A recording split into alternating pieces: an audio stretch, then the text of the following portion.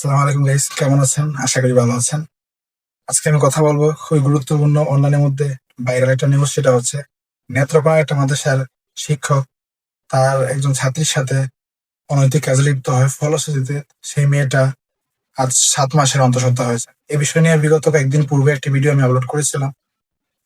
তো এখন আমাদের হাতে কি আরো কিছু নতুন তথ্য এসেছে, ভাবলাম আপনাদের কাছে তথ্যগুলো শেয়ার করি।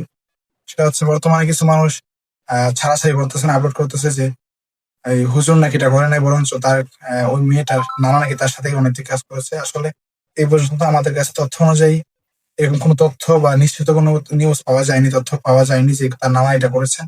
তবে কিছু কিছু মানুষ আইডি থেকে, পেজ থেকে এটা আপলোড করতেছে, এটা সম্পূর্ণ গুজব। আর আমাদের কাছে তো আসা তথ্য অনুযায়ী বর্তমান যেই অপরাধী হুজুর আছেন, হুজুরকে বর্তমান আইনের আওতায় আনা হয়েছে। ইভেন র্যাবের কিছু অভিযোগের বিষয় আছে। আসুন আগে আমরা র্যাবের বক্তব্যটা শুনি, র্যাব কি বলে।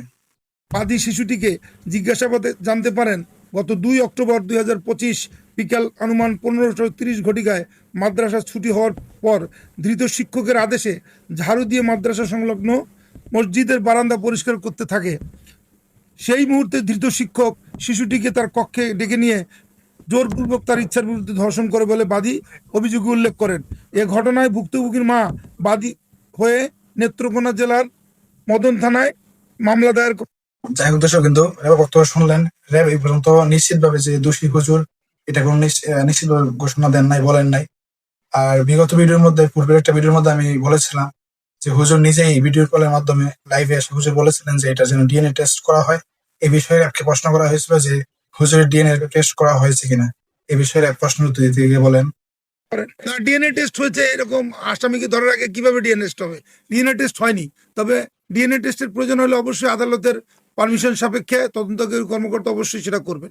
তদন্তের সাথে যা যা করা দরকার আমরা কিছুক্ষণের মধ্যেই এই আসামিকে সংশ্লিষ্ট থানায় হস্তান্তর করব। র্যাব বলেন যে এই পর্যন্ত কোনো তারা ডিএনএ টেস্ট করেন নাই। তবে বর্তমানে হুজুরকে আইনের আওতায় আনা হয়েছে, থানা হেফাজতে রাখা হয়েছে। যদি আদালত থেকে আদেশ হয় তাহলে তারা ডিএনএ করে পরবর্তীতে এটা কনফার্ম হয়।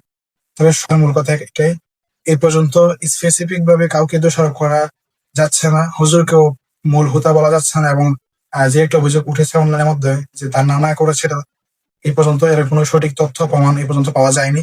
তবে আরো কিছু তথ্যের জন্য আমাদের আরো কয়েকদিন হয়তো সময় রাখতে পারে। তারপর ইনশাল্লাহ ফাইনাল ডিসিশন বা ফাইনাল তথ্যটা সামনে চলে আসবে। তবে আরেকটা বিষয় বলে রাখতে চাই, যে মেয়েটার সাথে এই কাজটা করা হয়েছে, মেয়েটার বয়স আমাদের আশা তথ্য অনুযায়ী মেয়েটার বয়স হচ্ছে আপনার 11 বছর।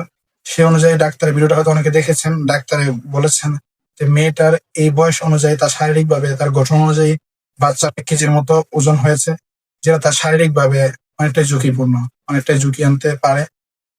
ডাক্তার ফাইনাল যেটা জানিয়েছেন, দুইটা প্রাণ থেকে যে কোনো একটা প্রাণ বাঁচানো যেতে পারে। যাই হোক দর্শক, কিন্তু মূল কথা একটাই, এখনো স্পেসিফিক কাউকে অপরাধী বলা যাচ্ছে না। এখন আমাদেরকে আর কিছু সময় ওয়েটিং করতে হবে, অপেক্ষা করতে হবে। তখন তো ভালো থাকবেন, সুস্থ থাকবেন।